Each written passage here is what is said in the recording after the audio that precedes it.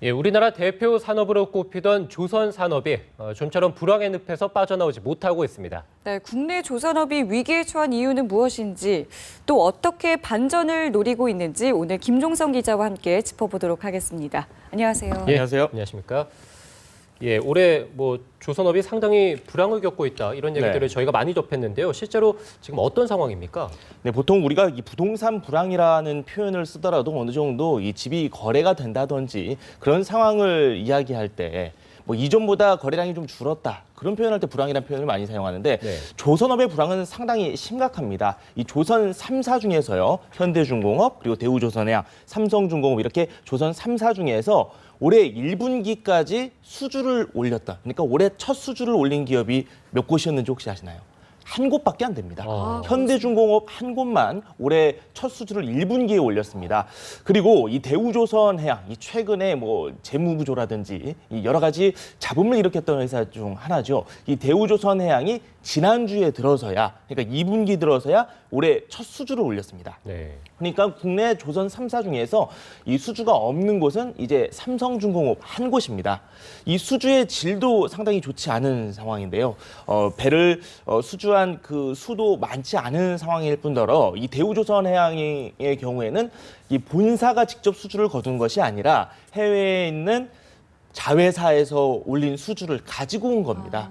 그렇기 때문에 앞으로 수주가 또 얼마나 더 늘어날지 이 부분에 대해서 회의감이 드는 그런 상황이기도 하고요. 이 조선 3사 경영진들이 지금 해외를 누비고 있습니다. 수주를 올리기 위해서죠. 네. 그리고 노사 관계에 대해서는 조선업도 상당히 문제가 많았는데 노조와 사측이 함께 움직이는, 그러니까 해외에서 함께 수주를 하기 위해서 노력하는 그런 모습도 현재 나오고 있습니다. 아직까지 조선업 일감 1, 2년치가 남았다. 이렇게 분석이 나오고 있는데 이게 1, 2년 남았다고 해서 수주를 앞으로 안 올려도 된다. 이런 뜻은 아니거든요. 네. 사실상 올해 말이 되면은 이 물량도 바닥에 나게 된다. 이렇게 이야기를 하시는 분들이 있습니다. 왜 그러냐면 인도가 취소되는 그런 이 배들도 있기 때문에 그런 부분을 고려해야 된다라는 이야기가 있고요. 그렇다 보니 조선업계의 관계자는 배 한 척 수주를 위해서 목숨을 거는 상황이다. 이렇게 이야기까지 하고 있습니다. 예, 최근 나오는 이야기를 좀 보니까요. 국내 조선업이 처한 상황을 두고 스웨덴 조선업 도시 말메를 예를 드는 경우가 많던데 왜 이런 겁니까? 네, 이 스웨덴이 조선업으로 이 세계를 호령하던 국가 중 한 네네. 곳이었습니다. 그런데 이 스웨덴 조선업을 몰락시키게 된 계기, 바로 중국과 우리나라입니다. 중국과 우리나라의 조선업 산업이 성장하면서 스웨덴의 조선업이 몰락을 했다고 하는데요. 말메의 눈물이라는 표현을 쓰기도 합니다. 네. 이 말메라는 곳이 스웨덴의 대표적인 조선업 도시이기도 한데요. 이 말메에 대형 크레인이 있습니다. 골리앗이라고도 불리는데요. 이게 조선업의 상징이라고 볼 수 있는데 2003년도에 이 말메 골리앗이 현대중공업으로 넘어오게 됩니다. 네. 그런데 얼마인지 아시나요? 1달러에 넘어왔습니다. 1달러요? 네. 1,000원 정도 좀 되네요. 네. 이게 왜 1달러냐? 예. 이게 사실상 무상으로 넘어온 거나 마찬가지인데 이 회계 처리를 하기 위해서는 상징적인 금액이 있어야 되거든요. 그렇기 때문에 1달러에 이 골리앗을 넘기게 됐다고 합니다. 그때 당시에 이 말메 시민들이 다 나와서 그 광경을 지켜봤다고 하는데 그래서 스웨덴 내에서도 이 아픔을 잊지 말자라는 이야기가 나왔다고 하는데 그때 당시 스웨덴 말메 시민들이 느꼈던 감정을 우리나라에서도 느낄 수가 있게 된 그런 상황인 거죠. 사실상 우리 조선업도 사양으로 접어드는 게 아니냐 이렇게 지적을 하시는 분들도 있습니다. 그렇다 보니 구조조정을 더 활성화해야 한다라는 지적도 나오고 있는데요. 윤중현 전 기획재정부 장관은 지금 조선 빅3를 한 곳이나 두 곳으로 더 줄여야 된다. 강력하게 구조조정을 해야 한다라고 이야기를 하고 있는 상황입니다. 이 말메 아픔이 우리나라에서도 찾아올 수 있다. 이런 지적이 계속해서 나오고 있는 상황입니다. 예, 천하를 호령하던 이 스웨덴의 조선업 강국을 밀어냈는데 네. 자, 지금 우리나라는 왜 이렇게 지금 어려움에 처하고 있는 겁니까?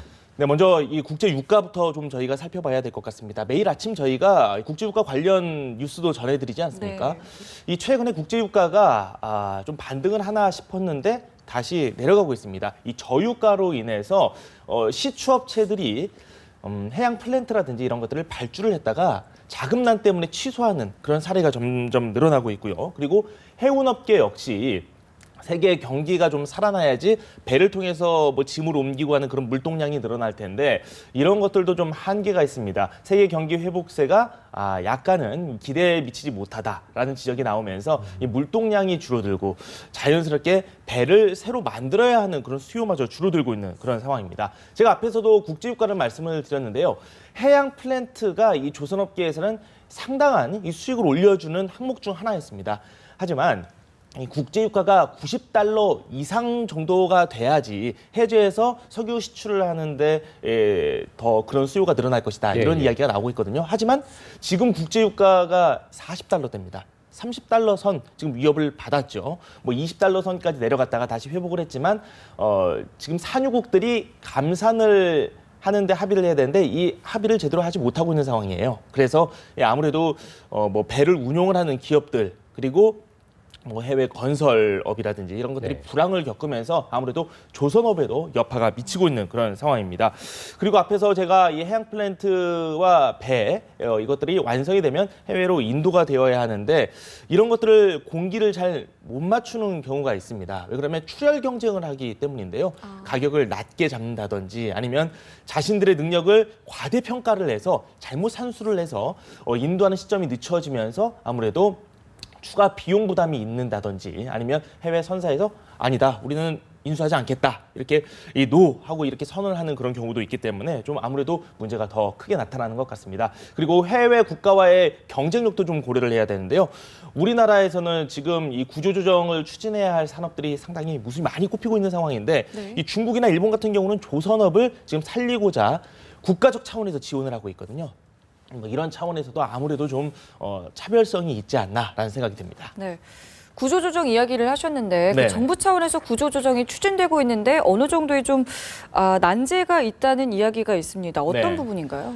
그 구조조정을 한다고 해서 무조건 이 기업이 다 살아나는 건 아니지 않습니까? 네. 수익을 낼 수 있어야 되는데 앞에서도 중국과 일본 기업과의 경쟁 부분도 고려를 해야 하고 그리고 유가가 좀 올라가야지 이 배를 운용할 수 있는 기회가 늘어나는 건데 아무래도 유가가 지금 이렇게 바닥을 다지고 있는 만큼 언제 유가가 반등할 것인지 이 부분에 대해서 의구심이 드는 건 당연한 겁니다. 그렇기 때문에 좀 어려움이 있고요. 그리고 구조조정을 본격적으로 시작하게 된다면 아무래도 고용 부문에서 큰 타격이 있겠죠. 일자리는 잃는 분들도 있을 거고요. 그리고 배를 만드는 곳들이 다 지역에 있는데 그 지역 경제가 죽을 수도 있습니다. 그렇기 때문에 정부 입장에서도 지역 경제를 살리고 이로도 고용 공백을 어떻게 메우느냐 이런 부분을 잘 고려를 해야 한다라는 지적이 나오고 있습니다. 네, 알겠습니다. 지금까지 경제부 김종성 기자였습니다. 고맙습니다.